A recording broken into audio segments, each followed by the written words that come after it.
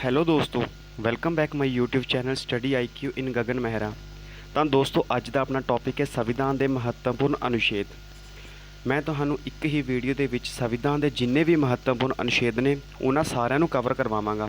ਇਸ ਲਈ ਮੈਨੂੰ ਲੱਗਦਾ ਹੈ ਕਿ ਇਹ ਜਿਹੜੀ ਵੀਡੀਓ ਇਹ ਥੋੜ੍ਹੀ ਜਿਹੀ ਲੰਮੀ ਬਣੇਗੀ, ਬਟ ਤੁਸੀਂ ਇਸ ਗੱਲ ਦਾ ਵਿਸ਼ਵਾਸ ਰੱਖਿਓ ਕਿ ਜੇਕਰ ਤੁਸੀਂ ਇਸ ਵੀਡੀਓ ਨੂੰ ਸ਼ੁਰੂ ਤੋਂ ਲੈ ਕੇ ਐਂਡ ਤੱਕ ਦੇਖਦੇ ਹੋ ਤਾਂ ਤੁਹਾਡਾ ਇਸ ਟੌਪਿਕ ਦੇ ਵਿੱਚੋਂ ਕੋਈ ਵੀ ਕੁਐਸਚਨ ਗਲਤ ਨਹੀਂ ਹੋਵੇਗਾ, ਕਿਉਂਕਿ ਮੈਂ ਤੁਹਾਨੂੰ ਇੱਕ ਸਿਸਟਮੈਟਿਕ ਵੇ ਅਤੇ ਟ੍ਰਿਕ ਦੇ ਨਾਲ ਹੀ ਸਮਝਾਵਾਂਗਾ। ਤਾਂ ਚਲੋ ਦੋਸਤੋ, ਅੱਜ ਦੀ ਕਲਾਸ ਸ਼ੁਰੂ ਕਰਦੇ ਹਾਂ। ਤਾਂ ਦੋਸਤੋ, ਸਭ ਤੋਂ ਪਹਿਲਾਂ ਆਪਾਂ ਦੇਖਦੇ ਹਾਂ ਸੰਵਿਧਾਨ ਦੇ ਮਹੱਤਵਪੂਰਨ ਅਨੁਛੇਦ, ਇੰਪੋਰਟੈਂਟ ਆਰਟੀਕਲਸ। ਅਕਸਰ ਆਪਾਂ ਇਹਨਾਂ ਅਨੁਛੇਦਾਂ ਨੂੰ ਪੜ੍ਹਨ ਲੱਗੇ ਇੱਕ ਗਲਤੀ ਕਰਦੇ ਹਾਂ ਕਿ ਇਹਨਾਂ ਅਨੁਛੇਦਾਂ ਨੂੰ ਆਪਾਂ ਵਿੱਚ ਤੋਂ ਹੀ ਪੜ੍ਹਨਾ ਸ਼ੁਰੂ ਕਰ ਦਿੰਦੇ ਹਾਂ, ਜਿਸ ਕਾਰਨ ਇਹ ਆਰਟੀਕਲਸ ਆਪਾਂ ਨੂੰ ਯਾਦ ਨਹੀਂ ਰਹਿੰਦੇ। ਬਟ ਇਸ ਕਲਾਸ ਵਿੱਚ ਮੈਂ ਤੁਹਾਨੂੰ ਹਰ ਇੱਕ ਟੌਪਿਕ ਬਾਰੀਕੀ ਨਾਲ ਸਮਝਾਵਾਂਗਾ, ਇਸ ਲਈ ਇਹ ਵੀਡੀਓ ਤੁਹਾਡੇ ਲਈ ਕਾਫੀ ਇੰਪੋਰਟੈਂਟ ਰਹਿਣ ਵਾਲੀ ਹੈ। ਤਾਂ ਚਲੋ ਕਲਾਸ ਨੂੰ ਸ਼ੁਰੂ ਕਰਦੇ ਹਾਂ। ਤਾਂ ਸਭ ਤੋਂ ਪਹਿਲਾਂ ਆਪਾਂ ਜਾਣਦੇ ਹਾਂ ਕਿ ਆਪਣੇ ਸੰਵਿਧਾਨ ਵਿੱਚ 22 ਭਾਗ, 395 ਅਨੁਛੇਦ ਅਤੇ 12 ਅਨੁਸੂਚੀਆਂ ਨੇ। ਅਤੇ ਦੋਸਤੋ, ਇਸ ਕਲਾਸ ਤੋਂ ਪਹਿਲਾਂ ਮੈਂ ਪੋਲਿਟੀ ਦੀਆਂ 2 ਵੀਡੀਓਜ਼ ਵੀ ਅਪਲੋਡ ਕੀਤੀਆਂ ਹੋਈਆਂ ਨੇ। ਜੇਕਰ ਤੁਸੀਂ ਉਹਨਾਂ ਵੀਡੀਓਜ਼ ਨੂੰ ਨਹੀਂ ਦੇਖਿਆ ਤਾਂ ਤੁਸੀਂ ਮੇਰੀ ਪਲੇਲਿਸਟ ਵਿੱਚ ਜਾ ਕੇ ਉਹਨਾਂ ਵੀਡੀਓਜ਼ ਨੂੰ ਦੇਖ ਸਕਦੇ ਹੋ। ਤਾਂ ਦੋਸਤੋ, ਆਪਣੇ ਸੰਵਿਧਾਨ ਦੇ ਵਿੱਚ 22 ਭਾਗ, 395 ਅਨੁਛੇਦ ਅਤੇ 12 ਅਨੁਸੂਚੀਆਂ ਨੇ। ਹਾਲਾਂਕਿ ਇਸ ਦੇ ਜਿਹੜੇ ਅਨੁਛੇਦ ਨੇ ਉਹ ਹੁਣ ਵੱਧ ਕੇ 470 ਹੋ ਗਏ ਨੇ, ਬਟ ਮੂਲ ਰੂਪ ਵਿੱਚ ਟੋਟਲ 395 ਅਨੁਛੇਦ ਹੀ ਨੇ। ਕਿਵੇਂ? ਕਿਉਂਕਿ ਜਿਵੇਂ 395A, 395B ਅਤੇ 395C ਇਵੇਂ ਕਰਕੇ ਇਹ ਅਨੁਛੇਦ 470 ਹੋ ਗਏ ਨੇ। ਬਟ ਆਪਾਂ ਨੇ ਇਹ ਯਾਦ ਰੱਖਣਾ ਹੈ ਕਿ ਆਪਣੇ ਸੰਵਿਧਾਨ ਦੇ ਵਿੱਚ 22 ਭਾਗ ਨੇ, 395 ਅਨੁਛੇਦ ਨੇ ਅਤੇ 12 ਅਨੁਸੂਚੀਆਂ ਨੇ। ਠੀਕ ਹੈ, ਅਤੇ ਹੁਣ ਆਪਾਂ ਇਹਨਾਂ ਦੀ ਸ਼ੁਰੂਆਤ ਕਰਦੇ ਹਾਂ। ਤਾਂ ਆਪਣੇ ਸੰਵਿਧਾਨ ਦੇ ਵਿੱਚ 22 ਭਾਗ ਨੇ। ਤਾਂ ਪਹਿਲੇ ਭਾਗ ਵਿੱਚ ਕੀ ਆਉਂਦਾ ਹੈ? ਤਾਂ ਪਹਿਲੇ ਭਾਗ ਵਿੱਚ 1 ਤੋਂ ਲੈ ਕੇ 4 ਤੱਕ ਅਨੁਛੇਦ ਆਉਂਦੇ ਨੇ। ਤਾਂ ਇਸ ਵਿੱਚ ਕੀ ਹੈ? ਤਾਂ ਇਸ ਵਿੱਚ ਸੰਘ ਅਤੇ ਉਸਦੇ ਰਾਜ ਖੇਤਰਾਂ ਦਾ ਵਰਣਨ ਹੈ। ਜਿਵੇਂ ਐਗਜ਼ਾਮਪਲ ਦੇ ਤੌਰ 'ਤੇ ਆਪਾਂ ਕੋਈ ਬੁੱਕ ਪੜ੍ਹਦੇ ਹਾਂ ਤਾਂ ਸਭ ਤੋਂ ਪਹਿਲਾਂ ਉਸ ਬੁੱਕ ਵਿੱਚ ਉਸਦੀ ਇੰਟਰੋਡਕਸ਼ਨ ਹੁੰਦੀ ਹੈ। ਇਸੇ ਪ੍ਰਕਾਰ ਜਿਹੜਾ ਆਪਣਾ ਭਾਰਤ ਦਾ ਸੰਵਿਧਾਨ ਹੈ ਤਾਂ ਇਸ ਵਿੱਚ ਵੀ ਇੰਟਰੋਡਕਸ਼ਨ ਹੈ ਭਾਰਤ ਦੀ। ਤਾਂ ਸੰਵਿਧਾਨ ਦਾ ਪਹਿਲੇ ਅਨੁਛੇਦ ਵਿੱਚ ਕੀ ਹੈ? ਤਾਂ ਪਹਿਲੇ ਅਨੁਛੇਦ ਵਿੱਚ ਦੱਸਿਆ ਗਿਆ ਕਿ ਭਾਰਤ ਰਾਜਾਂ ਦਾ ਜਿਹੜਾ ਉਹ ਸੰਘ ਹੈ, ਇਹ ਇੱਕ ਤਰ੍ਹਾਂ ਦੀ ਇੰਟਰੋਡਕਸ਼ਨ ਹੈ। ਠੀਕ ਹੈ, ਅਤੇ ਸੰਵਿਧਾਨ ਦੇ ਦੂਸਰੇ ਅਨੁਛੇਦ ਵਿੱਚ ਕੀ ਹੈ? ਤਾਂ ਇਸ ਵਿੱਚ ਨਵੇਂ ਰਾਜਾਂ ਦਾ ਪ੍ਰਵੇਸ਼ ਕੀਤਾ ਜਾ ਸਕਦਾ ਹੈ। ਸੰਵਿਧਾਨ ਦੇ ਦੂਸਰੇ ਅਨੁਛੇਦ ਵਿੱਚ ਮਤਲਬ ਕਿ ਜਿਹੜੇ ਨਵੇਂ ਰਾਜ ਨੇ ਉਹ ਅਗਰ ਭਾਰਤ ਦੇ ਵਿੱਚ ਸ਼ਾਮਲ ਹੋਣਾ ਚਾਹੁੰਦੇ ਨੇ ਤਾਂ ਉਹ ਅਨੁਛੇਦ 2 ਦੇ ਰਾਹੀਂ ਭਾਰਤ ਦੇ ਵਿੱਚ ਸ਼ਾਮਲ ਹੋ ਸਕਦੇ ਨੇ। ਜਿਵੇਂ ਕਿ ਸਿੱਕਮ ਹੈ, ਸਿੱਕਮ ਨੂੰ ਇਸੇ ਅਨੁਛੇਦ ਦੇ ਤਹਿਤ ਭਾਰਤ ਦੇ ਵਿੱਚ ਸ਼ਾਮਲ ਕੀਤਾ ਗਿਆ ਸੀ। ਅਤੇ ਹੁਣ ਸੰਵਿਧਾਨ ਦੇ ਅਨੁਛੇਦ 3 ਵਿੱਚ ਕੀ ਦੱਸਿਆ ਗਿਆ? ਤਾਂ ਇਸ ਵਿੱਚ ਰਾਜਾਂ ਦੇ ਖੇਤਰਾਂ, ਸੀਮਾਵਾਂ, ਨਾਮਾਂ ਵਿੱਚ ਪਰਿਵਰਤਨ ਬਾਰੇ ਵਰਣਨ ਕੀਤਾ ਗਿਆ ਹੈ। ਮਤਲਬ ਕਿ ਕਿਸੇ ਰਾਜ ਦੀ ਸੀਮਾ ਨੂੰ ਘਟਾਇਆ ਵਧਾਇਆ ਜਾ ਸਕਦਾ ਹੈ ਅਤੇ ਕਿਸੇ ਰਾਜ ਦੇ ਨਾਮ ਵਿੱਚ ਵੀ ਪਰਿਵਰਤਨ ਕੀਤਾ ਜਾ ਸਕਦਾ ਹੈ। ਤਾਂ ਇਹ ਤੁਸੀਂ ਚੰਗੀ ਤਰ੍ਹਾਂ ਯਾਦ ਰੱਖਣਾ ਹੈ। ਇਹ ਤਿੰਨੋਂ ਅਨੁਛੇਦ ਕਾਫੀ ਇੰਪੋਰਟੈਂਟ ਨੇ ਭਾਗ 1 ਦੇ। ਠੀਕ ਹੈ ਦੋਸਤੋ, ਤਾਂ ਉਸ ਤੋਂ ਬਾਅਦ ਆਪਾਂ ਅੱਗੇ ਦੇਖਦੇ ਹਾਂ। ਤਾਂ ਭਾਗ ਦੂਜੇ ਦੇ ਵਿੱਚ ਕੀ ਹੈ? ਤਾਂ ਸੰਵਿਧਾਨ ਦੇ ਭਾਗ ਦੂਜੇ ਵਿੱਚ 5 ਤੋਂ 11 ਤੱਕ ਅਨੁਛੇਦ ਨੇ, ਜਿਨ੍ਹਾਂ ਵਿੱਚ ਨਾਗਰਿਕਤਾ ਦਾ ਵਰਣਨ ਹੈ। ਇਹ ਕੁਐਸਚਨ ਕਾਫੀ ਇੰਪੋਰਟੈਂਟ ਹੈ ਅਤੇ ਐਗਜ਼ਾਮ ਦੇ ਵਿੱਚ ਵੀ ਕਾਫੀ ਵਾਰ ਪੁੱਛਿਆ ਜਾ ਚੁੱਕਿਆ ਹੈ ਕਿ ਨਾਗਰਿਕਤਾ ਦਾ ਵਰਣਨ ਕਿਸ ਅਨੁਛੇਦ ਵਿੱਚ ਹੈ। ਉੱਥੇ 5 ਤੋਂ 11 ਅਨੁਛੇਦ, 11 ਤੋਂ 16 ਅਨੁਛੇਦ, ਇਸ ਤਰੀਕੇ ਦੀ ਆਪਸ਼ਨ ਦਿੱਤੀਆਂ ਹੋਣਗੀਆਂ। ਇਸ ਨੂੰ ਆਪਾਂ ਕਿਸ ਤਰੀਕੇ ਨਾਲ ਯਾਦ ਰੱਖਾਂਗੇ? ਤਾਂ ਇਸ ਦੀ ਟ੍ਰਿਕ ਬਹੁਤ ਵਧੀਆ ਟ੍ਰਿਕ ਹੈ ਜਿਸ ਨਾਲ ਤੁਸੀਂ ਇਸ ਨੂੰ ਯਾਦ ਰੱਖ ਸਕਦੇ ਹੋ। ਠੀਕ ਹੈ, ਤਾਂ ਜਿਹੜੀ ਇਸ ਦੀ ਟ੍ਰਿਕ ਹੈ ਉਹ ਨਾਗ ਪੰਚਮੀ ਹੈ। ਨਾਗ ਪੰਚਮੀ ਤੁਸੀਂ ਇਸ ਨੂੰ ਚੰਗੀ ਤਰ੍ਹਾਂ ਯਾਦ ਰੱਖ ਸਕਦੇ ਹੋ ਕਿ 5 ਤੋਂ 11 ਅਨੁਛੇਦ ਤੱਕ ਨਾਗਰਿਕਤਾ ਦਾ ਵਰਣਨ ਹੈ। ਕਿਵੇਂ? ਨਾਗ ਪੰਚਮੀ ਹੈ, ਜਿਵੇਂ ਨਾਗ ਪੰਚਮੀ ਦਾ ਜਿਹੜਾ ਨਾਗ ਹੈ, ਨਾਗ ਤੋਂ ਤੁਸੀਂ ਨਾਗਰਿਕਤਾ ਅਤੇ ਪੰਚਮੀ ਤੋਂ ਮਤਲਬ 5 ਅਨੁਛੇਦ। ਤੋਂ ਇਹ ਤੁਸੀਂ ਯਾਦ ਰੱਖ ਸਕਦੇ ਹੋ ਕਿਉਂਕਿ ਜਿਹੜਾ ਆਪਣਾ ਨਾਗਰਿਕਤਾ ਦਾ ਇਹ 5 ਤੋਂ ਸ਼ੁਰੂ ਹੁੰਦਾ ਹੈ। ਠੀਕ ਹੈ, ਤਾਂ ਤੁਸੀਂ ਨਾਗ ਪੰਚਮੀ ਤੋਂ ਇਸ ਨੂੰ ਯਾਦ ਰੱਖ ਸਕਦੇ ਹੋ। ਤਾਂ ਜਦੋਂ ਵੀ ਤੁਹਾਡੇ ਦਿਮਾਗ ਵਿੱਚ ਨਾਗ ਪੰਚਮੀ ਆਵੇ ਤਾਂ ਨਾਗ ਦਾ ਮਤਲਬ ਨਾਗਰਿਕਤਾ ਅਤੇ ਪੰਚਮੀ ਦਾ ਮਤਲਬ 5 ਅਨੁਛੇਦ, 5 ਤੋਂ ਲੈ ਕੇ 11 ਤੱਕ। ਠੀਕ ਹੈ, ਤਾਂ ਨਾਗਰਿਕਤਾ ਜਿਹੜਾ ਆਪਣਾ ਟੌਪਿਕ ਹੈ ਉਹ ਕਿਹੜੇ ਅਨੁਛੇਦ ਵਿੱਚ ਆਉਂਦਾ ਹੈ? ਤਾਂ ਇਹ 5 ਤੋਂ ਲੈ ਕੇ 11 ਨੰਬਰ ਅਨੁਛੇਦ ਦੇ ਵਿੱਚ ਆਉਂਦਾ ਹੈ। ਤਾਂ ਇਸ ਤੋਂ ਬਾਅਦ ਆਪਾਂ ਦੇਖਦੇ ਹਾਂ ਸੰਵਿਧਾਨ ਦਾ ਭਾਗ ਤੀਸਰਾ। ਤਾਂ ਭਾਗ ਤੀਸਰਾ 12 ਤੋਂ 35 ਅਨੁਛੇਦ ਤੱਕ ਹੈ। ਠੀਕ ਹੈ, ਜਿਹੜਾ ਆਪਣਾ ਭਾਗ ਤੀਸਰਾ ਹੈ ਉਹ 12 ਤੋਂ 35 ਅਨੁਛੇਦ ਤੱਕ ਹੈ। ਤਾਂ ਇਸ ਵਿੱਚ ਮੌਲਿਕ ਅਧਿਕਾਰਾਂ ਦਾ ਜ਼ਿਕਰ ਕੀਤਾ ਗਿਆ ਹੈ। ਇਸ ਵਿੱਚ ਭਾਗ ਤੀਸਰੇ ਵਿੱਚ ਮੌਲਿਕ ਅਧਿਕਾਰਾਂ ਦਾ ਜ਼ਿਕਰ ਕੀਤਾ ਗਿਆ, ਮਤਲਬ ਕਿ ਫੰਡਾਮੈਂਟਲਸ ਰਾਈਟਸ ਦਾ ਵਰਣਨ ਕੀਤਾ ਗਿਆ ਹੈ। ਅਤੇ ਇਸ ਫੰਡਾਮੈਂਟਲ ਰਾਈਟਸ ਦੇ ਉੱਪਰ ਮੈਂ ਇੱਕ ਡਿਟੇਲਡ ਵੀਡੀਓ ਵੀ ਬਣਾ ਦੇਵਾਂਗਾ ਕਿਉਂਕਿ ਇਹ ਐਗਜ਼ਾਮ ਦੇ ਪੁਆਇੰਟ ਆਫ ਵਿਊ ਨਾਲ ਕਾਫੀ ਇੰਪੋਰਟੈਂਟ ਰਹਿਣ ਵਾਲੀ ਹੈ। ਇਸ ਕਲਾਸ ਵਿੱਚ ਬਸ ਆਪਾਂ ਨੇ ਹੁਣ ਇਹੀ ਜਾਣਨਾ ਹੈ ਕਿ ਇਹ ਜਿਹੜਾ ਮੌਲਿਕ ਅਧਿਕਾਰ ਹੈ ਇਹ ਸੰਵਿਧਾਨ ਦੇ ਭਾਗ 3 ਵਿੱਚ ਮੌਜੂਦ ਹੈ। ਅਤੇ ਆਪਣੇ ਜਿਹੜੇ ਮੌਲਿਕ ਅਧਿਕਾਰ ਨੇ ਉਹ ਕਿਹੜੇ-ਕਿਹੜੇ ਨੇ? ਤਾਂ ਸਮਾਨਤਾ ਦਾ ਅਧਿਕਾਰ ਹੋ ਗਿਆ, ਸੁਤੰਤਰਤਾ ਦਾ ਅਧਿਕਾਰ, ਸ਼ੋਸ਼ਣ ਦੇ ਵਿਰੁੱਧ ਅਧਿਕਾਰ, ਧਾਰਮਿਕ ਸੁਤੰਤਰਤਾ ਦਾ ਅਧਿਕਾਰ, ਸੰਸਕ੍ਰਿਤ ਅਤੇ ਸਿੱਖਿਆ ਸੰਬੰਧੀ ਅਧਿਕਾਰ, ਸੰਵਿਧਾਨਿਕ ਉਪਚਾਰਾਂ ਦਾ ਅਧਿਕਾਰ। ਤਾਂ ਇਸ ਵਿੱਚ ਆਪਾਂ ਨੇ ਇਹੀ ਜਾਣਨਾ ਹੈ ਕਿ ਜਿਹੜੇ 12 ਤੋਂ 35 ਅਨੁਛੇਦ ਨੇ ਉਹਨਾਂ ਦੇ ਵਿੱਚ ਮੌਲਿਕ ਅਧਿਕਾਰਾਂ ਦਾ ਵਰਣਨ ਕੀਤਾ ਗਿਆ ਹੈ। ਉਸ ਤੋਂ ਬਾਅਦ ਆਪਾਂ ਦੇਖਦੇ ਹਾਂ ਸੰਵਿਧਾਨ ਦੇ ਭਾਗ 4A ਵਿੱਚ ਕੀ ਹੈ। ਇਹ ਕਾਫੀ ਇੰਪੋਰਟੈਂਟ ਹੈ ਅਤੇ ਐਗਜ਼ਾਮ ਦੇ ਵਿੱਚ ਵੀ ਕਾਫੀ ਵਾਰ ਪੁੱਛਿਆ ਜਾ ਚੁੱਕਿਆ ਹੈ। ਤਾਂ ਸੰਵਿਧਾਨ ਦੇ ਭਾਗ 4A ਅਤੇ ਇਸ ਦਾ ਜਿਹੜਾ ਅਨੁਛੇਦ ਹੈ ਉਹ 51A ਹੈ ਅਤੇ ਇਸ ਦੇ ਵਿੱਚ ਮੌਲਿਕ ਕਰਤੱਵਾਂ ਦਾ ਵਰਣਨ ਕੀਤਾ ਗਿਆ ਹੈ। ਜਿਵੇਂ ਕਿ ਇਹ ਆਪਣਾ ਸੰਵਿਧਾਨ ਬਣਿਆ ਹੈ ਤਾਂ ਇਸ ਵਿੱਚ ਜਨਤਾ ਦੀ ਭਲਾਈ ਦੇ ਲਈ ਕਾਫੀ ਕਾਨੂੰਨ ਤਾਂ ਬਣ ਗਏ। ਤਾਂ ਜਨਤਾ ਦਾ ਵੀ ਤਾਂ ਫਰਜ਼ ਬਣਦਾ ਭਾਰਤ ਦੇ ਸੰਵਿਧਾਨ ਦੇ ਪ੍ਰਤੀ, ਤਾਂ ਇਸ ਲਈ ਜਨਤਾ ਲਈ ਵੀ ਕੁਝ ਮੌਲਿਕ ਕਰਤੱਵ ਨਿਰਧਾਰਿਤ ਕੀਤੇ ਗਏ ਨੇ ਅਤੇ ਇਹ ਅਧਿਕਾਰ ਕਿਹੜੇ ਦੇਸ਼ ਤੋਂ ਲਏ ਗਏ ਨੇ, ਤਾਂ ਇਹ ਰੂਸ ਦੇਸ਼ ਤੋਂ ਲਿਆ ਗਿਆ ਹੈ। ਕਿਹੜੇ ਦੇਸ਼ ਤੋਂ ਲਿਆ ਗਿਆ? ਉਹ ਰੂਸ ਦੇਸ਼ ਤੋਂ ਲਿਆ ਗਿਆ ਮੌਲਿਕ ਕਰਤੱਵਾਂ ਨੂੰ। ਮੈਂ ਇਸ ਬਾਰੇ ਤੁਹਾਨੂੰ ਪਿਛਲੀ ਵੀਡੀਓ ਵਿੱਚ ਵੀ ਦੱਸਿਆ ਸੀ ਅਤੇ ਐਗਜ਼ਾਮ ਦੇ ਵਿੱਚ ਵੀ ਇੱਕ ਕੁਐਸਚਨ ਇਹ ਵੀ ਪੁੱਛਿਆ ਜਾਂਦਾ ਹੈ ਕਿ ਕਿਸ ਦੀ ਸਿਫਾਰਿਸ਼ ਉੱਤੇ ਮੌਲਿਕ ਕਰਤੱਵਾਂ ਨੂੰ ਸੰਵਿਧਾਨ ਵਿੱਚ ਜੋੜਿਆ ਗਿਆ ਹੈ, ਕਿਉਂਕਿ ਇਸ ਨੂੰ ਬਾਅਦ ਵਿੱਚ ਜੋੜਿਆ ਗਿਆ ਸੀ।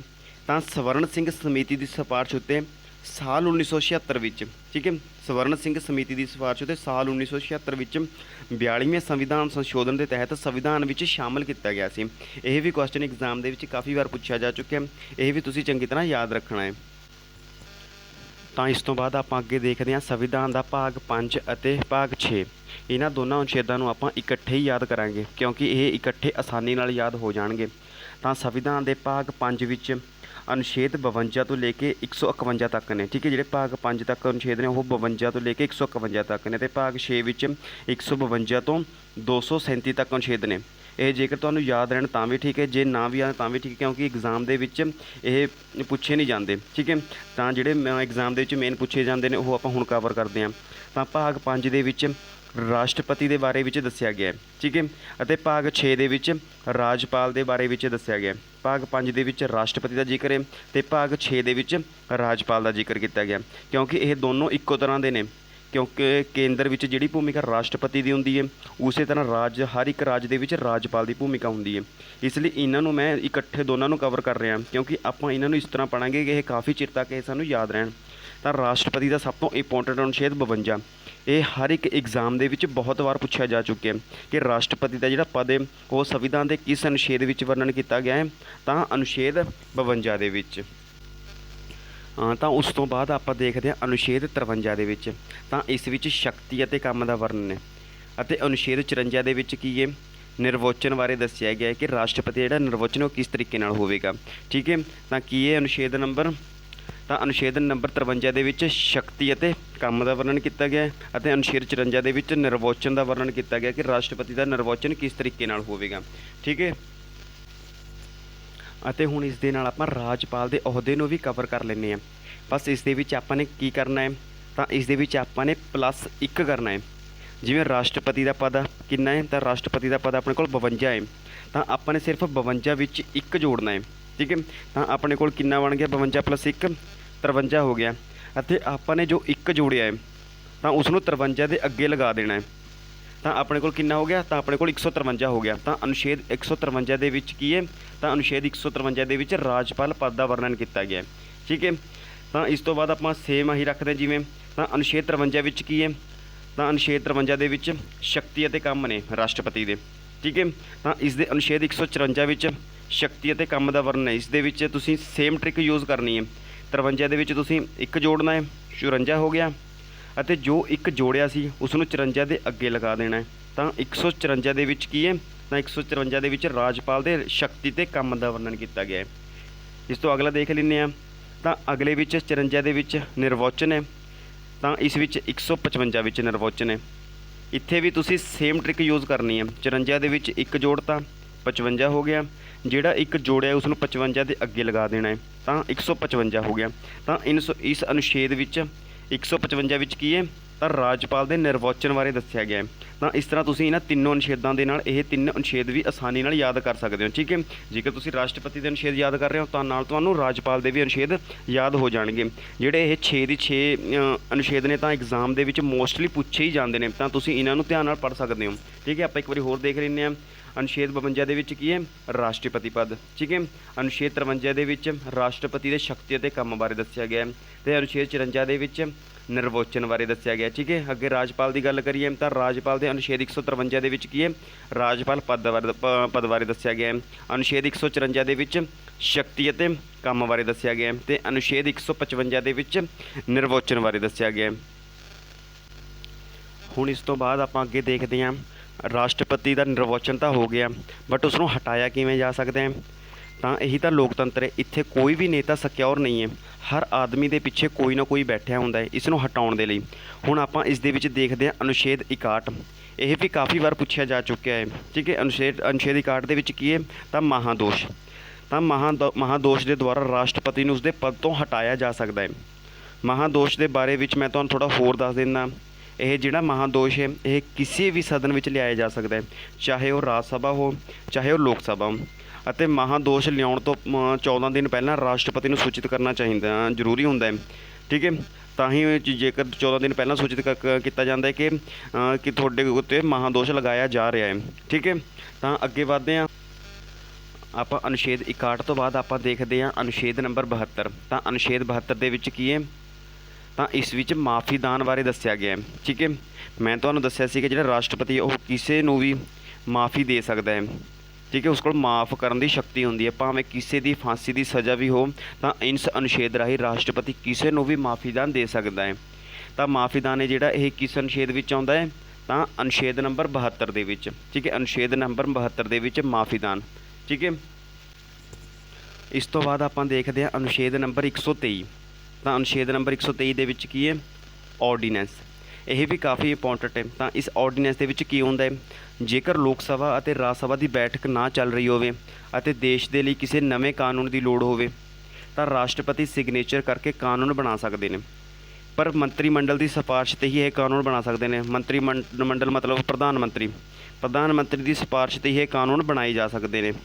ਠੀਕ ਹੈ, ਅਤੇ ਤੁਹਾਨੂੰ ਇਹ ਵੀ ਪਤਾ ਹੋਣਾ ਚਾਹੀਦਾ ਹੈ ਕਿ ਭਾਰਤ ਵਿੱਚ ਕਾਨੂੰਨ ਕਿਵੇਂ ਬਣਦੇ ਨੇ। ਤਾਂ ਇਸ ਦੇ 3 ਸਟੈਪ ਹੁੰਦੇ ਨੇ। ਪਹਿਲਾ ਲੋਕ ਸਭਾ ਵਿੱਚ ਪਾਸ ਹੋਣਾ ਚਾਹੀਦਾ ਹੈ, ਦੂਜਾ ਰਾਜ ਸਭਾ ਵਿੱਚ ਪਾਸ ਹੋਣਾ ਚਾਹੀਦਾ ਹੈ ਅਤੇ ਤੀਸਰੇ ਸਟੈਪ ਵਿੱਚ ਰਾਸ਼ਟਰਪਤੀ ਦੇ ਸਿਗਨੇਚਰ ਹੋਣੇ ਚਾਹੀਦੇ ਹਨ। ਤਾਂ ਇਸ ਦੇ ਕਿੰਨੇ ਸਟੈਪ ਨੇ ਤਾਂ ਇਸ ਦੇ 1 2 3। ਠੀਕ ਹੈ, 3 ਸਟੈਪ ਨੇ, ਬਸ ਇਸ ਤੋਂ ਹੀ ਤੁਸੀਂ ਯਾਦ ਰੱਖ ਸਕਦੇ ਹੋ 1 2 3 ਨੰਬਰ। ਠੀਕ ਹੈ, 123। ਠੀਕ ਹੈ, 1 2 3।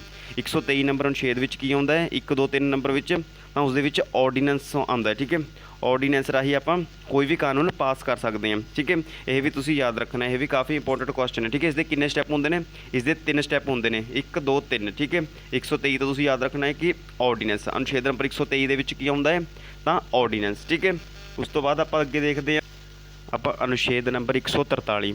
ਤਾਂ ਇਸ ਅਨੁਛੇਦ ਵਿੱਚ ਜੇਕਰ ਰਾਸ਼ਟਰਪਤੀ ਨੇ ਕਿਸੇ ਤੋਂ ਕਾਨੂੰਨੀ ਸਲਾਹ ਲੈਣੀ ਹੁੰਦੀ ਹੈ ਤਾਂ ਉਹ ਸਿੱਧਾ ਸੁਪਰੀਮ ਕੋਰਟ ਤੋਂ ਸਲਾਹ ਲੈ ਸਕਦਾ ਹੈ। ਮਤਲਬ ਕਿ ਅਨੁਛੇਦ 143 ਦੇ ਵਿੱਚ ਸੁਪਰੀਮ ਕੋਰਟ ਨਾਲ ਸਲਾਹ ਦਾ ਵਰਣਨ ਹੈ। ਠੀਕ ਹੈ, ਇਸ ਦੇ ਵਿੱਚ ਜਿਹੜਾ ਰਾਸ਼ਟਰਪਤੀ ਉਹ ਸਿਰਫ ਸੁਪਰੀਮ ਕੋਰਟ ਤੋਂ ਸਲਾਹ ਜਾਂ ਸੁਝਾਅ ਲੈ ਸਕਦਾ ਹੈ। ਉਹ ਉਹਨਾਂ ਦੀ ਗੱਲ ਮੰਨੇ ਜਾਂ ਨਾ ਮੰਨੇ ਉਹ ਰਾਸ਼ਟਰਪਤੀ ਦੇ ਉੱਪਰ ਹੀ ਹੁੰਦਾ ਹੈ। ਠੀਕ ਹੈ, ਇਸ ਤੋਂ ਬਾਅਦ ਆਪਾਂ ਅੱਗੇ ਦੇਖਦੇ ਹਾਂ ਉਪ ਰਾਸ਼ਟਰਪਤੀ। ਤਾਂ ਉਪ ਰਾਸ਼ਟਰਪਤੀ ਦਾ ਪਦ ਦਾ ਵਰਣਨ ਸੰਵਿਧਾਨ ਦੇ ਅਨੁਛੇਦ ਨੰਬਰ 63 ਦੇ ਵਿੱਚ। ਠੀਕ ਹੈ, ਕਿਸ ਦਾ ਉਪ ਰਾਸ਼ਟਰਪਤੀ ਪਦ ਦਾ। ਠੀਕ ਹੈ, ਤਾਂ ਇਸ ਵਿੱਚ ਇਹ ਦੱਸਿਆ ਗਿਆ ਕਿ ਦੇਸ਼ ਦਾ ਇੱਕ ਹੀ ਉਪ ਰਾਸ਼ਟਰਪਤੀ ਹੋਵੇਗਾ। ਤਾਂ ਅਨੁਛੇਦ 64 ਵਿੱਚ ਕੀ ਦੱਸਿਆ ਗਿਆ ਹੈ ਤਾਂ ਇਸ ਵਿੱਚ ਉਪ ਰਾਸ਼ਟਰਪਤੀ ਜਿਹੜਾ ਉਹ ਰਾਜ ਸਭਾ ਦੇ ਸਭਾਪਤੀ ਦੇ ਰੂਪ ਵਿੱਚ ਕੰਮ ਕਰੇਗਾ। ਤਾਂ ਰਾਜ ਸਭਾ ਦਾ ਜਿਹੜਾ ਸਭਾਪਤੀ ਹੁੰਦਾ ਹੈ ਉਹ ਦੇਸ਼ ਦਾ ਉਪ ਰਾਸ਼ਟਰਪਤੀ ਹੁੰਦਾ ਹੈ। ਇਸ ਵਿੱਚ ਮੈਂ ਤੁਹਾਨੂੰ ਇੱਕ ਇੰਟਰਸਟਿੰਗ ਫੈਕਟ ਦੱਸਦਾ। ਇਹ ਜਿਹੜਾ ਆਪਣਾ ਉਪ ਰਾਸ਼ਟਰਪਤੀ ਹੁੰਦਾ ਹੈ ਉਸ ਨੂੰ ਆਪਣੇ ਕੰਮ ਤੋਂ ਕੋਈ ਤਨਖਾਹ ਨਹੀਂ ਮਿਲਦੀ, ਬਟ ਰਾਜ ਸਭਾ ਦੇ ਵਿੱਚ ਸਭਾਪਤੀ ਦੇ ਰੂਪ ਵਿੱਚ ਉਹ ਜਿਹੜਾ ਕੰਮ ਕਰਦਾ ਹੈ ਉਸ ਨੂੰ ਤਨਖਾਹ ਮਿਲਦੀ ਹੈ। ਦੇਖੋ ਹੁਣ ਆਪਾਂ ਨੇ ਰਾਸ਼ਟਰਪਤੀ, ਰਾਜਪਾਲ ਅਤੇ ਉਪ ਰਾਸ਼ਟਰਪਤੀ ਕਵਰ ਕਰ ਲਿਆ, ਅਤੇ ਹੁਣ ਆਪਾਂ ਦੇਖਦੇ ਹਾਂ ਪ੍ਰਧਾਨ ਮੰਤਰੀ ਅਤੇ ਮੁੱਖ ਮੰਤਰੀ। ਇਹ ਸਾਰੀਆਂ ਚੀਜ਼ਾਂ ਆਪਾਂ ਇਕੱਠੀਆਂ ਕਵਰ ਕਰ ਰਹੇ ਹਾਂ ਤਾਂ ਜੋ ਆਪਾਂ ਨੂੰ ਇਹਨਾਂ ਚੀਜ਼ਾਂ ਨੂੰ ਸਮਝਣ ਵਿੱਚ ਕੋਈ ਦਿੱਕਤ ਨਾ ਆਵੇ। ਠੀਕ ਹੈ, ਤਾਂ ਹੁਣ ਦੇਖਦੇ ਹਾਂ ਆਪਾਂ ਪ੍ਰਧਾਨ ਮੰਤਰੀ। ਤਾਂ ਇਸ ਵਿੱਚ ਆਪਾਂ ਸਭ ਤੋਂ ਪਹਿਲਾਂ ਦੇਖਦੇ ਹਾਂ ਅਨੁਛੇਦ 74 75 76। ਇਹ ਤਿੰਨੋਂ ਅਨੁਛੇਦ ਮੁੱਖ ਮੰਤਰੀ ਨਾਲ ਰਿਲੇਟਡ ਨੇ। ਇਸ ਨੂੰ ਤੁਸੀਂ ਯਾਦ ਕਿਵੇਂ ਰੱਖੋਗੇ ਤਾਂ ਸਭ ਤੋਂ ਪਹਿਲਾਂ ਤੁਹਾਨੂੰ ਇਹ ਪਤਾ ਹੋਣਾ ਚਾਹੀਦਾ ਹੈ ਕਿ ਅਨੁਛੇਦ 74 ਵਿੱਚ ਜੋ ਮੰਤਰੀ ਮੰਡਲ ਹੁੰਦਾ ਹੈ ਉਹ ਰਾਸ਼ਟਰਪਤੀ ਦੀ ਸਹਾਇਤਾ ਲਈ ਬਣਾਇਆ ਹੁੰਦਾ ਹੈ। ਤਾਂ ਰਾਸ਼ਟਰਪਤੀ ਦੀ ਸਹਾਇਤਾ ਦੇ ਲਈ ਮੰਤਰੀ ਮੰਡਲ ਦਾ ਗਠਨ ਕੀਤਾ ਜਾਂਦਾ ਹੈ। ਤਾਂ ਇਸ ਦੇ ਜੋ ਹੈੱਡ ਹੁੰਦੇ ਨੇ ਤਾਂ ਉਹ ਦੇਸ਼ ਦੇ ਪ੍ਰਧਾਨ ਮੰਤਰੀ ਹੁੰਦੇ ਨੇ। ਜਿਵੇਂ ਕਿ ਤੁਹਾਨੂੰ ਪਤਾ ਹੈ ਕਿ ਭਾਰਤ ਦੇ ਜਿਹੜੇ ਰਾਸ਼ਟਰਪਤੀ ਨੇ ਉਹ ਤਾਂ ਨਾਮ ਮਾਤਰ ਮੁਖੀਆ ਹੀ ਨੇ। ਤਾਂ ਜ਼ਿਆਦਾਤਰ ਪਾਵਰ ਕਿਸ ਦੇ ਹੱਥ ਵਿੱਚ ਹੁੰਦੀ ਹੈ ਤਾਂ ਜਿਹੜੀ ਜ਼ਿਆਦਾਤਰ ਪਾਵਰ ਹੁੰਦੀ ਹੈ ਉਹ ਦੇਸ਼ ਦੇ ਪ੍ਰਧਾਨ ਮੰਤਰੀ ਦੇ ਹੱਥ ਵਿੱਚ ਹੁੰਦੀ ਹੈ ਅਤੇ ਰਾਸ਼ਟਰਪਤੀ ਦੀ ਸਹਾਇਤਾ ਦੇ ਲਈ ਉਹ ਮੰਤਰੀ ਮੰਡਲ ਦਾ ਗਠਨ ਕੀਤਾ ਜਾਂਦਾ ਹੈ। ਤਾਂ ਉਸਦੇ ਹੈੱਡ ਪ੍ਰਧਾਨ ਮੰਤਰੀ ਹੁੰਦਾ ਹੈ, ਠੀਕ ਹੈ, ਕਿਸ ਦਾ? ਮੰਤਰੀ ਮੰਡਲ ਦਾ। ਤਾਂ ਇਹ 74 ਅਤੇ 75 ਅਨੁਛੇਦ ਲਗਾਤਾਰ ਹੀ ਨੇ। ਤਾਂ ਇਸ ਤੋਂ ਬਾਅਦ ਆਪਾਂ ਦੇਖਦੇ ਹਾਂ ਅਨੁਛੇਦ 76। ਤਾਂ ਇਸ ਵਿੱਚ ਆਉਂਦਾ ਹੈ ਮਹਾਨਿਆਇਵਾਦੀ, ਠੀਕ ਹੈ। ਤਾਂ ਮਹਾਨਿਆਇਵਾਦੀ ਕੀ ਹੁੰਦੀ ਹੈ? ਤਾਂ ਇਹ ਮਹਾਨਿਆਇਵਾਦੀ ਦੀ ਨਿਯੁਕਤੀ ਰਾਸ਼ਟਰਪਤੀ ਦੁਆਰਾ ਕੀਤੀ ਜਾਂਦੀ ਹੈ। ਮਹਾਨਿਆਇਵਾਦੀ ਇੱਕ ਵਿਧੀ ਅਧਿਕਾਰੀ ਹੁੰਦਾ ਹੈ, ਕਾਨੂੰਨੀ ਸਲਾਹਕਾਰ ਵੀ ਕਹਿ ਸਕਦੇ ਹਾਂ ਆਪਾਂ ਉਸਨੂੰ, ਜਿਹੜੇ ਵਿਧੀ ਇਹ ਤਾਂ ਜੋ ਕਿ ਭਾਰਤ ਸਰਕਾਰ ਨੂੰ ਕਾਨੂੰਨੀ ਸਲਾਹ ਦਿੰਦਾ ਹੈ, ਠੀਕ ਹੈ, ਭਾਰਤੀ ਸਰਕਾਰ ਨੂੰ ਕਾਨੂੰਨੀ ਸਲਾਹ ਦਿੰਦਾ ਹੈ, ਠੀਕ ਹੈ। ਤਾਂ ਤੁਸੀਂ ਇਹ ਤਿੰਨੋਂ ਯਾਦ ਰੱਖਣੇ ਨੇ ਕਿ ਅਨੁਛੇਦ 74 ਦੇ ਵਿੱਚ ਕੀ ਹੈ? ਤਾਂ ਅਨੁਛੇਦ 74 ਦੇ ਵਿੱਚ ਮੰਤਰੀ ਮੰਡਲ, ਠੀਕ ਹੈ। 75 ਦੇ ਵਿੱਚ ਕੀ ਹੈ? ਪ੍ਰਧਾਨ ਮੰਤਰੀ, ਠੀਕ ਹੈ। ਮੰਤਰੀ ਮੰਡਲ ਦਾ ਹੈੱਡ ਹੋ ਗਿਆ ਪ੍ਰਧਾਨ ਮੰਤਰੀ, ਠੀਕ ਹੈ। ਅਤੇ ਉਸਦੇ 76 ਦੇ ਵਿੱਚ ਕੀ ਹੈ? ਤਾਂ 76 ਦੇ ਵਿੱਚ ਮਹਾਨਿਆਇਵਾਦੀ ਆ ਜਾਂਦਾ ਹੈ, ਠੀਕ ਹੈ। ਇਸੇ ਤਰ੍ਹਾਂ ਜਿਵੇਂ ਪ੍ਰਧਾਨ ਮੰਤਰੀ ਕੇਂਦਰ ਸਰਕਾਰ ਦੇ ਹੁੰਦੇ ਨੇ, ਤਾਂ ਰਾਜ ਦੇ ਲਈ ਕੌਣ ਹੁੰਦਾ ਹੈ? ਤਾਂ ਰਾਜ ਦੇ ਲਈ ਮੁੱਖ ਮੰਤਰੀ ਉਸਦਾ ਮੁਖੀਆ ਹੁੰਦਾ ਹੈ, ਠੀਕ ਹੈ। ਰਾਜ ਦੇ ਲਈ ਮੁੱਖ ਮੰਤਰੀ ਉਸਦਾ ਮੁਖੀਆ ਹੁੰਦਾ ਹੈ। ਤਾਂ ਅਨੁਛੇਦ 163 ਦੇ ਵਿੱਚ ਮੰਤਰੀ ਮੰਡਲ ਆਉਂਦਾ ਹੈ, ਠੀਕ ਹੈ। ਸੇਮ ਟੂ ਸੇਮ ਨੇ ਦੋਨੋਂ। ਅਤੇ ਇਸ ਨੂੰ ਯਾਦ ਕਰਨ ਦੀ ਜਿਹੜੀ ਟ੍ਰਿਕ ਉਹ ਵੀ ਸੇਮ ਹੈ, ਜਿਵੇਂ ਰਾਸ਼ਟਰਪਤੀ ਅਤੇ ਰਾਜਪਾਲ ਦੀ ਟ੍ਰਿਕ ਵਿੱਚ ਕੀ ਦੱਸਿਆ ਸੀ ਕਿ ਉਸ ਵਿੱਚ ਇੱਕ ਜੋੜਨਾ ਹੈ, ਤਾਂ ਇਸ ਵਿੱਚ ਇੱਕ ਘਟਾਉਣਾ ਹੈ। ਜਿਵੇਂ ਕਿ ਪ੍ਰਧਾਨ ਮੰਤਰੀ ਦਾ ਮੰਤਰੀ ਮੰਡਲ 74 ਹੈ, ਤਾਂ ਤੁਸੀਂ ਇਸ ਵਿੱਚੋਂ ਇੱਕ ਘਟਾ ਦੇਣਾ ਹੈ, ਅਤੇ ਆਪਾਂ ਨੇ ਜੋ ਇੱਕ ਘਟਾਇਆ ਹੈ ਉਹ ਇਸ ਦੇ ਅੱਗੇ ਲਗਾ ਦੇਣਾ ਹੈ। ਤਾਂ ਕਿੰਨਾ ਹੋ ਗਿਆ? ਤਾਂ 163 ਹੋ ਗਿਆ। ਇਵੇਂ ਹੀ ਅੱਗੇ 75 ਵਿੱਚ ਕੀ ਕਰਨਾ ਹੈ? ਤਾਂ ਇਵੇਂ ਹੀ ਆਪਾਂ ਨੇ ਅੱਗੇ 75 ਵਿੱਚ ਵੀ ਕਰਨਾ ਹੈ। ਤਾਂ ਕਿੰਨਾ ਆ ਗਿਆ? ਤਾਂ 164 ਆ ਜਾਵੇਗਾ। ਅਤੇ 76 ਵਿੱਚ ਵੀ ਕਰੋਗੇ ਤਾਂ 165 ਆ ਜਾਵੇਗਾ। ਤਾਂ ਤੁਸੀਂ ਇਹਨਾਂ ਤਿੰਨਾਂ ਤੋਂ ਇਹ ਤਿੰਨ ਵੀ ਯਾਦ ਰੱਖ ਸਕਦੇ ਹੋ। ਜਿਵੇਂ ਤੁਸੀਂ ਜੇਕਰ ਰਾਸ਼ਟਰਪਤੀ ਦਾ ਯਾਦ ਕਰ ਰਹੇ ਹੋ ਤਾਂ ਰਾਜਪਾਲ ਦਾ ਯਾਦ ਹੋ ਜਾਵੇਗਾ, ਅਤੇ ਜੇਕਰ ਪ੍ਰਧਾਨ ਮੰਤਰੀ ਦਾ ਯਾਦ ਕਰ ਰਹੇ ਹੋ ਤਾਂ ਮੁੱਖ ਮੰਤਰੀ ਵੀ ਤੁਹਾਨੂੰ ਨਾਲ ਦੀ ਨਾਲ ਯਾਦ ਹੋ ਜਾਣਗੇ। ਇਹ ਜਿਹੜੇ ਤਿੰਨੋਂ ਨੇ ਉਹ ਇਕੱਠੇ ਹੀ ਨੇ। ਜਿਵੇਂ ਇਸ ਵਿੱਚ ਮੰਤਰੀ ਮੰਡਲ ਜਿਹੜਾ ਉਹ 74 ਅਨੁਛੇਦ ਵਿੱਚ ਹੈ, ਤਾਂ ਇਸ ਵਿੱਚ 163 ਵਿੱਚ ਹੈ, ਠੀਕ ਹੈ। ਇਸ ਵਿੱਚ ਪ੍ਰਧਾਨ ਮੰਤਰੀ ਜਿਹੜਾ 75 ਵਿੱਚ ਹੈ, ਅਤੇ ਇਸ ਵਿੱਚ ਮੁੱਖ ਮੰਤਰੀ 164 ਦੇ ਵਿੱਚ ਹੈ। ਅਤੇ ਇਸ ਵਿੱਚ ਜਿਹੜਾ ਮਹਾਨਿਆਇਵਾਦੀ ਹੈ ਉਹ 76 ਦੇ ਵਿੱਚ ਹੈ, ਅਤੇ ਇਸ ਵਿੱਚ ਜਿਹੜਾ ਐਡਵੋਕੇਟ ਜਨਰਲ ਹੈ ਉਹ 165 ਦੇ ਵਿੱਚ ਹੈ। ਮੁੱਖ ਮੰਤਰੀ ਦੇ ਲਈ ਐਡਵੋਕੇਟ ਜਨਰਲ ਹੁੰਦਾ ਹੈ, ਠੀਕ ਹੈ। ਇਹ ਵੀ ਤੁਸੀਂ ਯਾਦ ਰੱਖਣਾ ਹੈ। ਤਾਂ ਹੁਣ ਆਪਣੇ ਪ੍ਰਧਾਨ ਮੰਤਰੀ ਅਤੇ ਮੁੱਖ ਮੰਤਰੀ ਆਪਣੇ ਕੰਪਲੀਟ ਹੋ ਗਏ। ਤਾਂ ਹੁਣ ਆਪਾਂ ਦੇਖਦੇ ਹਾਂ ਸੰਸਦ, ਕਿਉਂਕਿ ਕਾਨੂੰਨ ਨੇ ਜਿਹੜੇ ਉਹ ਕਿੱਥੇ ਬਣਦੇ ਨੇ? ਤਾਂ ਉਹ ਸੰਸਦ ਦੇ ਵਿੱਚ, ਠੀਕ ਹੈ। ਤਾਂ ਇਹ ਵੀ ਆਪਣਾ ਕਾਫੀ ਇੰਪੋਰਟੈਂਟ ਟੌਪਿਕ ਹੈ। ਤਾਂ ਸੰਸਦ ਦਾ ਵਰਣਨ ਹੈ ਜਿਹੜਾ ਉਹ ਸੰਵਿਧਾਨ ਦੇ ਕਿਸ ਅਨੁਛੇਦ ਵਿੱਚ ਕੀਤਾ ਗਿਆ? ਤਾਂ ਉਹ ਅਨੁਛੇਦ ਨੰਬਰ 79 ਦੇ ਵਿੱਚ। ਤਾਂ ਉਸ ਤੋਂ ਬਾਅਦ ਲਗਾਤਾਰ 80 ਅਤੇ 81 ਦੇ ਵਿੱਚ ਰਾਜ ਸਭਾ ਅਤੇ ਲੋਕ ਸਭਾ ਦਾ ਵੀ ਜ਼ਿਕਰ ਕੀਤਾ ਗਿਆ ਹੈ। ਤਾਂ ਕਈ ਵਾਰ ਆਪਾਂ ਇਹਨਾਂ ਨੂੰ ਦੇ ਕ੍ਰਮ ਵਿੱਚ ਵੀ ਮਿਸਟੇਕ ਕਰ ਦਿੰਦੇ ਹਾਂ। ਆਪਾਂ ਭੁੱਲ ਜਾਂਦੇ ਹਾਂ ਕਿ 80 ਦੇ ਵਿੱਚ ਲੋਕ ਸਭਾ ਆਏਗਾ ਜਾਂ ਰਾਜ ਸਭਾ। ਤਾਂ ਇਸ ਨੂੰ ਯਾਦ ਰੱਖਣਾ ਵੀ ਬਹੁਤ ਸਰਲ ਹੈ, ਕਿਉਂਕਿ ਜਿਹੜੀ ਇਸ ਦੀ ਟ੍ਰਿਕ ਵੀ ਹੈ ਉਹ ਵੀ ਸਰਲ ਹੈ, ਠੀਕ ਹੈ। ਕਿਵੇਂ? ਜਿਵੇਂ ਸੱਸੇ ਤੋਂ ਆਪਣਾ ਸੰਸਦ ਹੋ ਗਿਆ, ਰਾਰੇ ਤੋਂ ਰਾਜ ਸਭਾ ਅਤੇ ਲੱਲੇ ਤੋਂ ਲੋਕ ਸਭਾ, ਠੀਕ ਹੈ। ਇਸ ਟ੍ਰਿਕ ਨਾਲ ਵੀ ਤੁਸੀਂ ਇਸ ਨੂੰ ਕ੍ਰਮ ਵਾਈਜ਼ ਯਾਦ ਰੱਖ ਸਕਦੇ ਹੋ ਕਿ ਪਹਿਲਾਂ ਕੀ ਆਵੇਗਾ ਅਤੇ ਦੂਜੇ ਨੰਬਰ 'ਤੇ ਕੀ ਆਏਗਾ ਅਤੇ ਤੀਸਰੇ ਨੰਬਰ 'ਤੇ ਕੀ ਆਵੇਗਾ, ਠੀਕ ਹੈ। ਇਹ ਤਾਂ ਕੇਂਦਰ ਦੇ ਲਈ ਹੋ ਗਿਆ, ਠੀਕ ਹੈ। ਹੁਣ ਆਪਾਂ ਅੱਗੇ ਦੇਖਦੇ ਹਾਂ ਉਸੇ ਪ੍ਰਕਾਰ ਰਾਜ ਦੇ ਵਿੱਚ ਕੀ ਹੁੰਦਾ ਹੈ। ਤਾਂ ਰਾਜ ਦੇ ਵਿੱਚ ਜਿਵੇਂ ਕੇਂਦਰ ਦੇ ਵਿੱਚ ਸੰਸਦ ਹੈ, ਉਵੇਂ ਹੀ ਰਾਜ ਦੇ ਵਿੱਚ ਵਿਧਾਨ ਮੰਡਲ ਹੈ। ਜੇਕਰ ਰਾਜ ਦੇ ਵਿੱਚ ਕੋਈ ਕਾਨੂੰਨ ਬਣਾਉਣਾ ਹੁੰਦਾ ਹੈ ਤਾਂ ਇਹ ਕਾਨੂੰਨ ਵਿਧਾਨ ਮੰਡਲ ਦੇ ਤਹਿਤ ਹੀ ਬਣਦੇ ਨੇ, ਠੀਕ ਹੈ। ਕਿਸ ਦੇ ਤਹਿਤ ਬਣਦੇ ਨੇ? ਵਿਧਾਨ ਮੰਡਲ ਦੇ ਤਹਿਤ। ਤਾਂ ਵਿਧਾਨ ਮੰਡਲ ਦੇ ਵਿੱਚ ਹੋਰ ਕੀ ਕੁਝ ਹੁੰਦਾ ਹੈ? ਵਿਧਾਨ ਸਭਾ ਅਤੇ ਵਿਧਾਨ ਪਰਿਸ਼ਦ, ਠੀਕ ਹੈ। ਵਿਧਾਨ ਸਭਾ ਅਤੇ ਵਿਧਾਨ ਪਰਿਸ਼ਦ। ਤਾਂ ਆਪਾਂ ਇਹਨਾਂ ਨੂੰ ਕਿਵੇਂ ਯਾਦ ਕਰਾਂਗੇ? ਤਾਂ ਜਿਵੇਂ ਆਪਾਂ ਨੇ ਪ੍ਰਧਾਨ ਮੰਤਰੀ ਅਤੇ ਮੁੱਖ ਮੰਤਰੀ ਨੂੰ ਕੀਤਾ ਸੀ, ਜਿਵੇਂ ਪ੍ਰਧਾਨ ਮੰਤਰੀ ਦਾ ਅਹੁਦਾ ਉੱਪਰ ਹੁੰਦਾ ਹੈ ਉਵੇਂ ਹੀ ਮੁੱਖ ਮੰਤਰੀ ਦਾ ਉਸ ਤੋਂ ਨੀਚੇ। ਇਸੇ ਪ੍ਰਕਾਰ ਜਿਹੜਾ ਕੇਂਦਰ ਹੈ ਉਹ ਉੱਪਰ ਹੈ ਅਤੇ ਰਾਜ ਸਭਾ ਜਿਹੜਾ ਉਹ ਇਸ ਦੇ ਨੀਚੇ। ਇਸ ਨੂੰ ਆਪਾਂ ਇਵੇਂ ਹੀ ਟ੍ਰਿਕ ਦੇ ਨਾਲ ਯਾਦ ਕਰਾਂਗੇ। ਜਿਵੇਂ ਸੰਸਦ ਹੈ ਉਹ 79 ਨੰਬਰ ਅਨੁਛੇਦ ਵਿੱਚ ਹੈ, ਠੀਕ ਹੈ, 79 ਨੰਬਰ। ਤਾਂ 79 ਵਿੱਚ ਇੱਕ ਘਟਾ ਦੇਣਾ ਹੈ, ਤਾਂ 68 ਬਚ ਗਿਆ। ਤਾਂ ਜੋ ਆਪਾਂ ਨੇ ਇੱਕ ਘਟਾਇਆ ਸੀ ਤਾਂ ਉਸ ਨੂੰ 68 ਦੇ ਅੱਗੇ ਲਗਾ ਦੇਣਾ ਹੈ, ਠੀਕ ਹੈ। 68 ਦੇ ਅੱਗੇ ਲਗਾ ਦਿੱਤਾ ਤਾਂ ਕਿੰਨਾ ਹੋ ਗਿਆ? ਤਾਂ 168 ਹੋ ਗਿਆ। ਤਾਂ 168 ਦੇ ਵਿੱਚ ਕੀ ਆਉਂਦਾ ਹੈ? ਵਿਧਾਨ ਮੰਡਲ, ਠੀਕ ਹੈ। ਕੀ ਆਉਂਦਾ ਹੈ? ਵਿਧਾਨ ਮੰਡਲ।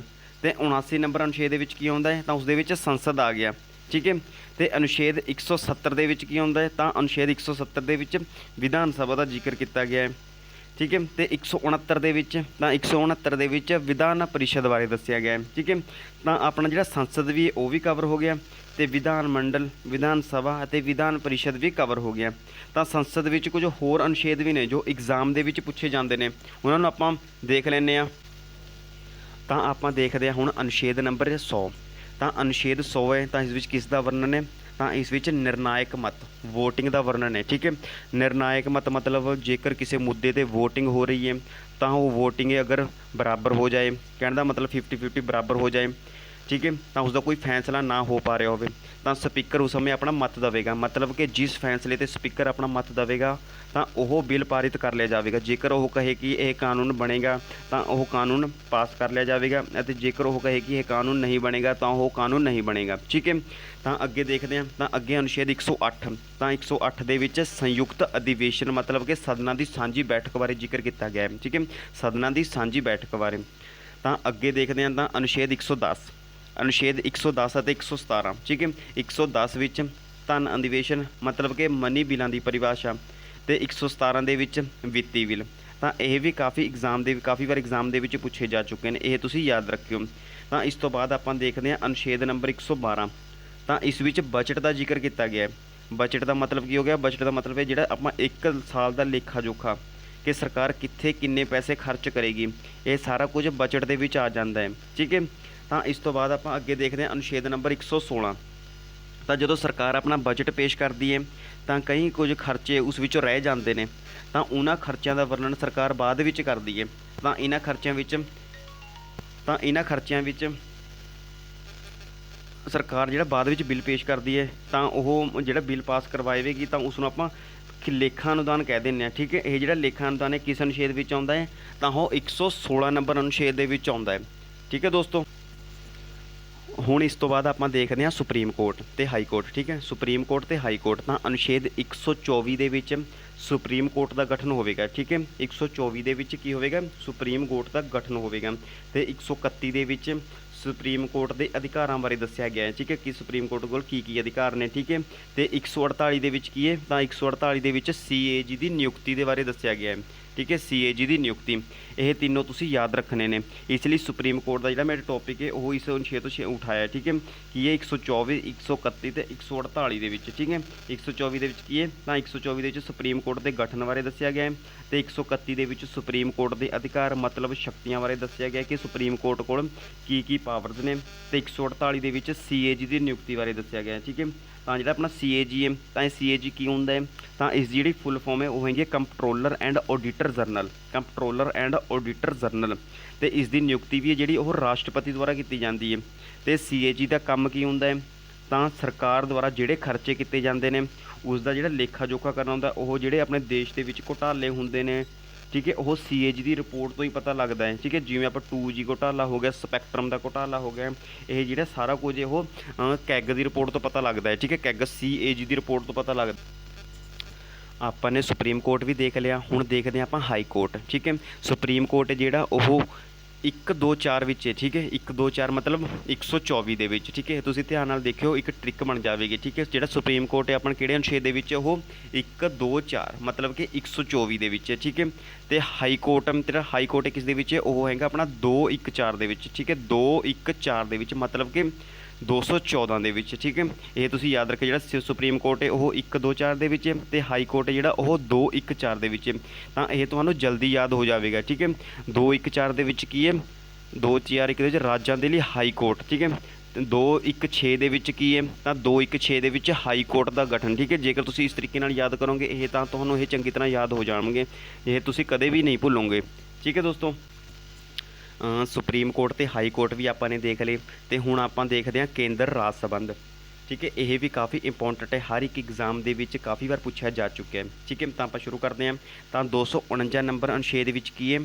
तो इस विच राज सूची विषय विच कानून बनाने की शक्ति। ठीक है, की है? राज सूची विषय विच कानून बनाने की शक्ति बारे दस्या गया। ठीक है, तो अगे 250 विच की है? तो 250 नंबर अनुच्छेद विच तो इस विच आपातकाल के दौरान मतलब जो देश विच एमरजेंसी लग जाती है तो आपातकाल के दौरान राज सूची विषय विच कानून बनाने की शक्ति का वर्णन है। ठीक है, तो अगे 262 नंबर अनुच्छेद विच की है? तो इस विच जल विवाद का जिक्र है। कई बार देखते हैं आप जिमें 2 राज ने उन्होंने विचकार नदी ते पानी का विवाद हो जाता है। जिमें कोई राज नदी के पानी ते बन बना के पानी नूं रोक लेंदा है तो दूसरे राज नूं पानी नहीं मिलता। तो इस विवाद का निपटारा जिहड़ा वो किहड़े अनुच्छेद विच हुंदा है? तो 262 नंबर अनुच्छेद विच इसका निपटारा किया जाता है। ठीक है, तो अगे देखते हैं अनुच्छेद नंबर 263 अंतरराज्यी परिषद मतलब अंतरराज्यी विवाद। जो 2 राज्यों के विचकार किसी मुद्दे नूं लेके विवाद हो जाता है तो इस उत्ते संसद अपना कानून बना सकती है।